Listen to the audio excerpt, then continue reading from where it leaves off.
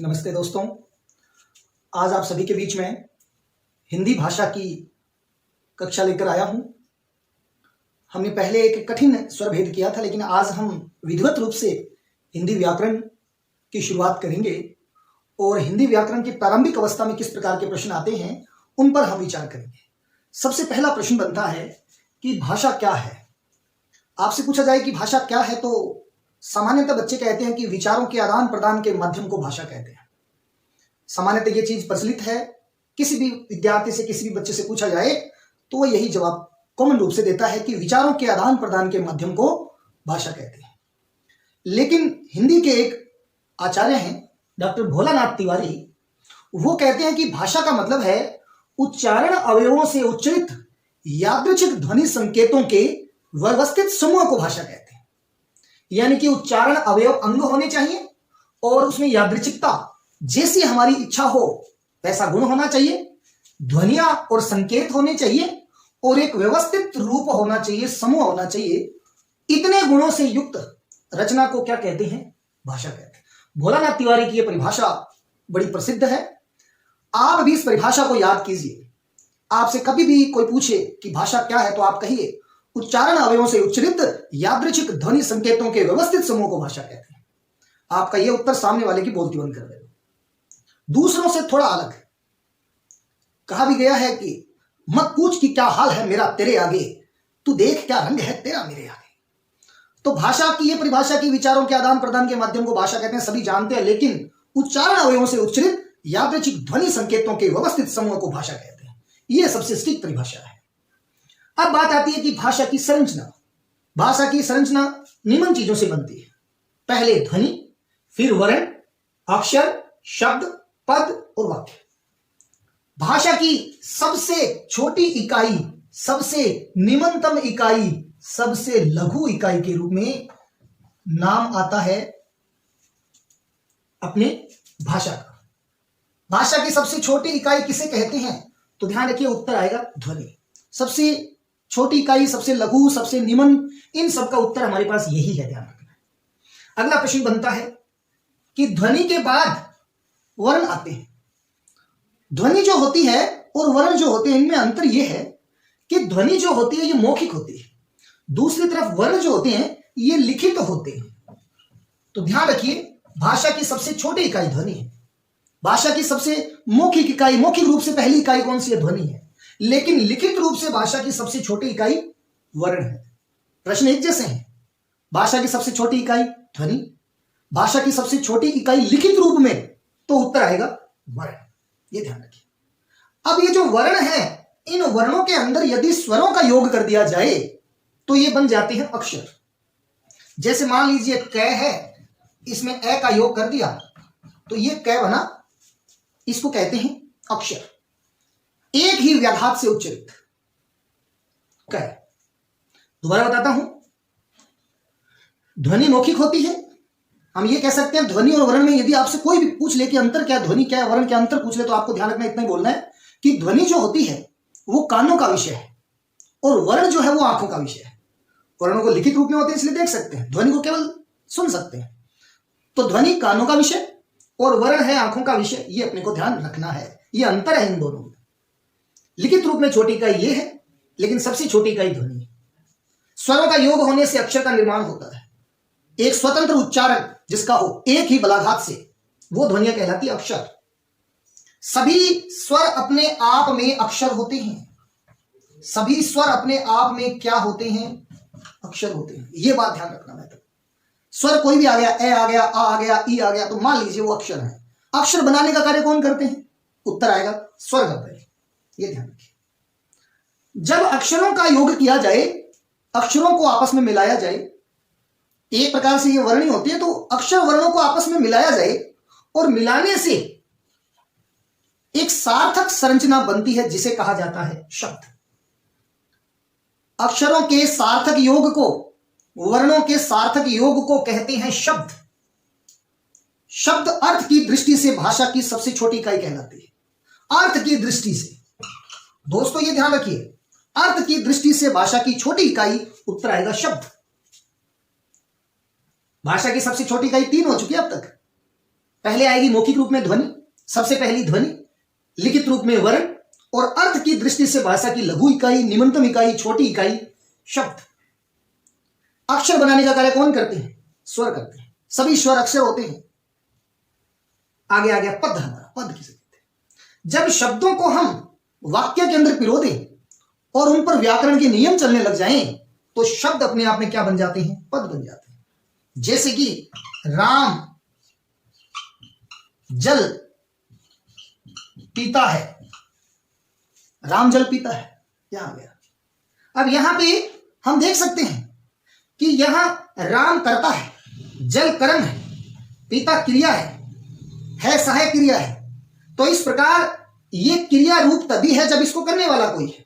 अगर हम सीधा कहें राम क्या है, तो राम करता नहीं है, राम केवल शब्द है। लेकिन जैसे ही शब्द को हम कर्ता कर्म क्रिया रूप में ढालेंगे तो वो सभी शब्द अपने आप में क्या बन जाएंगे? पद बन जाएंगे। तो किसी शब्द को जब वाक्य में पिरोया जाता है, उस पर व्याकरण के नियम लागू हो जाते हैं, तो वो अपने आप में क्या बन जाता है? पद बन जाता है। और पदों के व्यवस्थित क्रमबद्ध योग को क्या कहते हैं? वाक्य कहते हैं। एक पद, दो पद, तीन, चार, ये पद आपस में मिलकर के एक सार्थक, एक क्रमबद्ध, एक व्यवस्थित योग बनाते हैं, जिसको हम क्या कहते हैं? वाक्य कहते हैं। ये भाषा की सबसे बड़ी इकाई मानी जाती है। सबसे बड़ी इकाई, भाषा की सबसे बड़ी इकाई कौन सी है? भाषा की पूर्ण इकाई कौन सी है? तो उत्तर आएगा वाक्य है। तो इस प्रकार भाषा की संरचना ध्वनि से शुरू होकर के वाक्य पे खत्म होती है, हमें ध्यान रखना है। बीच में प्रश्न बनता है शब्द वाला, अर्थ की दृष्टि से भाषा की छोटी इकाई कौन सी है? तो उत्तर आएगा शब्द। ये हमें ध्यान रखना है। अब हम इसको कंटिन्यू करेंगे इस चीज को। तो पहला प्रश्न दिमाग में बनता है कि वर्ण जो होते हैं, जो भाषा का लिखित रूप होते हैं, ध्वनि का लिखित रूप होते हैं, जो ये वर्ण कितने प्रकार के होते हैं? तो हिंदी व्याकरण में वर्णों के दो भाग किए गए, एक तो स्वर और एक किया गया है व्यंजन। हालांकि संस्कृत में 3 भेद किए गए हैं। संस्कृत में 3, हिंदी में 2। हम हिंदी कर रहे हैं तो हिंदी में वर्णों के कितने भेद करेंगे? अपने कितने करें? 2 करें। अगर 2 विकल्प में नहीं है तो 3 करें, क्योंकि फिर संस्कृत का सहारा लेना पड़ेगा। अब ये 2 भेद कौन से हैं? स्वर और व्यंजन। वर्ण कितने प्रकार के होते हैं? 2 प्रकार के, स्वर और व्यंजन होते हैं। स्वरों के भेद में हम सबसे पहले स्वर और व्यंजन की बात करें, भेद की बात करें, तो स्वर जो वर्ण होते हैं वो होते हैं जो अपने आप में स्वतंत्र होते हैं, जिनके उच्चारण जब किया जाए तो फेफड़ों से वायु स्वतंत्र रूप से बाहर निकले, निर्बाध रूप से बाहर निकले, उसे कहते हैं स्वर। फेफड़ों से निकलने वाली स्वतंत्र वायु, फेफड़ों से जब बिना घर्षण के निर्बाध रूप से वायु निकलती है तो कौन सी ध्वनियां उच्चरित होती हैं? तो उत्तर आएगा स्वर उच्चरित होते हैं। और यदि फेफड़ों से प्राणवायु निकले, घर्षण के साथ निकले, बाधित होकर निकले, परतंत्र भाव से निकले, तो ऐसी स्थिति में जो ध्वनियां उच्चरित होंगी उन्हें कहा जाता है व्यंजन। तो हिंदी की स्वतंत्र ध्वनियां स्वर होती हैं, सभी स्वर, और हिंदी की परतंत्र, अधीन, बाधित ध्वनि होती है कौन? व्यंजन होती है। तो वर्णों के 2 भेद हुए, स्वतंत्र ध्वनियां यानी स्वर, परतंत्र ध्वनियां यानी व्यंजन। अब हम आगे बात करेंगे कि जो ये स्वर है, इस स्वर जो होते हैं हिंदी व्याकरण में कितने होते हैं? स्वरों की संख्या हिंदी व्याकरण में कितनी है, ये हमें करना है। तो स्वरों की संख्या हिंदी व्याकरण में मानी गई है 11। हिंदी व्याकरण में स्वर कितने माने गए हैं? तो याद रखिए, हिंदी व्याकरण में 11 स्वर माने गए। स्वरों की संख्या कितनी है? 11 है। लेकिन ध्यान रखिए, शुद्ध स्वर जो है, शुद्ध स्वर, उनकी संख्या मानी गई है 10। हिंदी व्याकरण वाले री स्वर को क्या मानते हैं?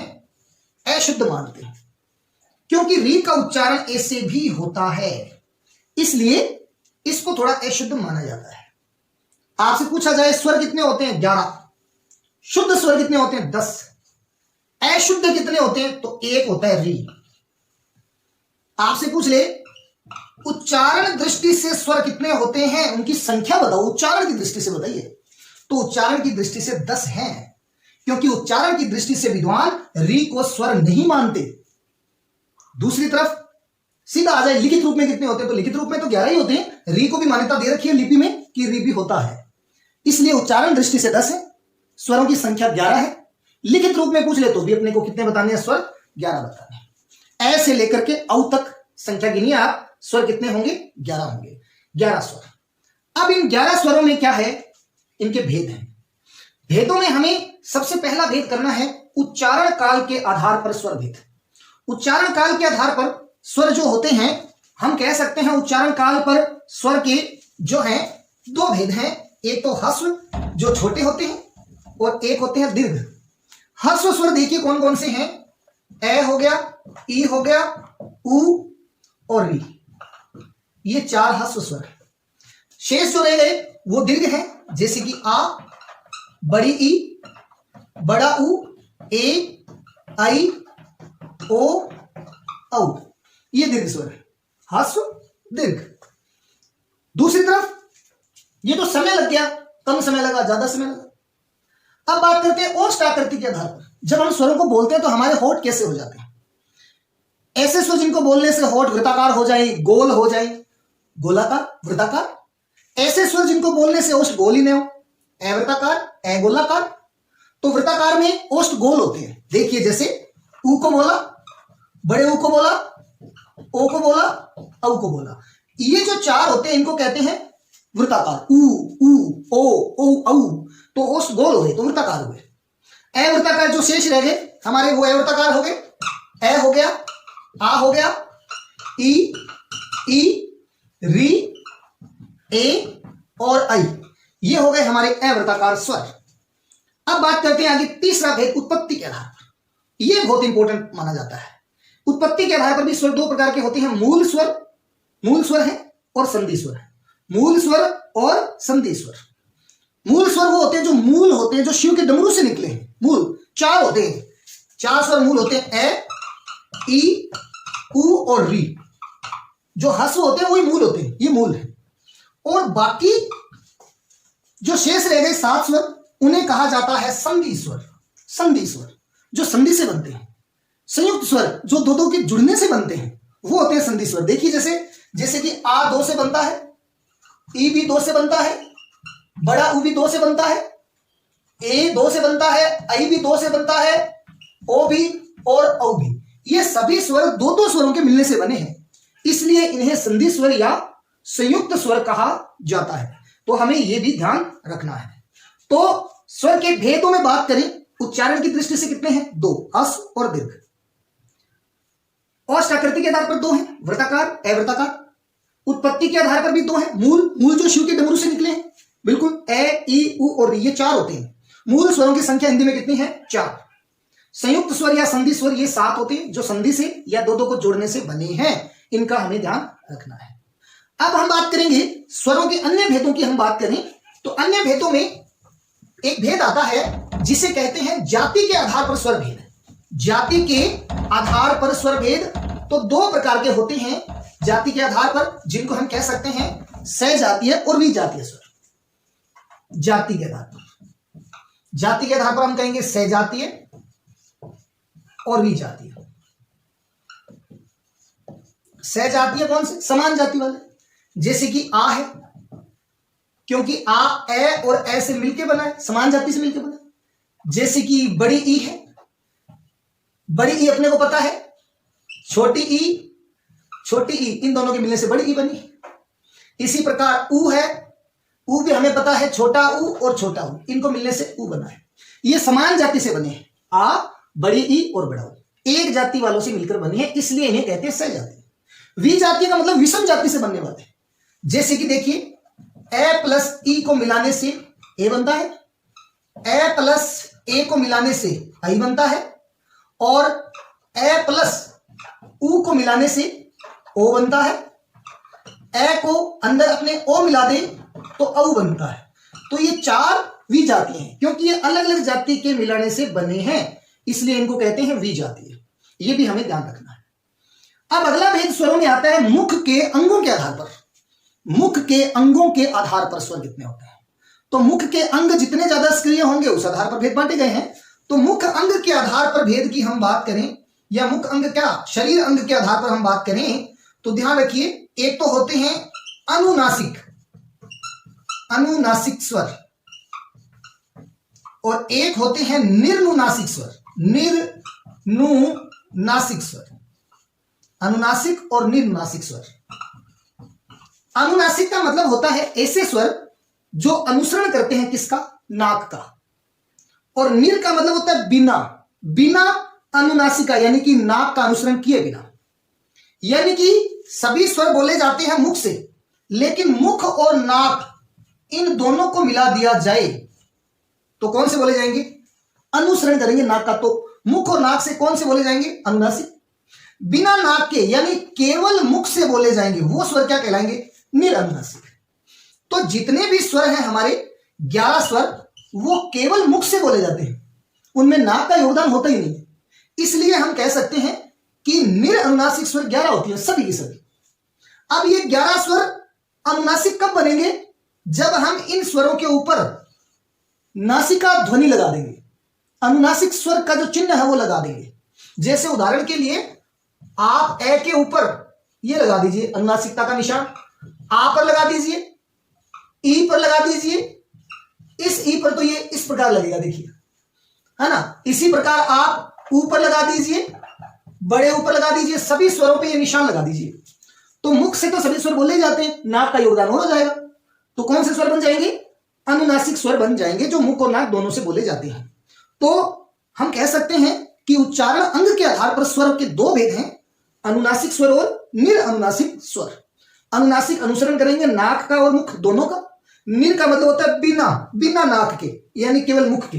तो सभी स्वर अपने आप में 11 के 11 निरनुनासिक होते हैं। इन सभी पे अनुस्वार लगा दीजिए तो ये मुख और नाक यानी कि अनुनासिक स्वर बन जाएंगे। तो इस प्रकार 5 भेद हमने यहां कर लिए हैं।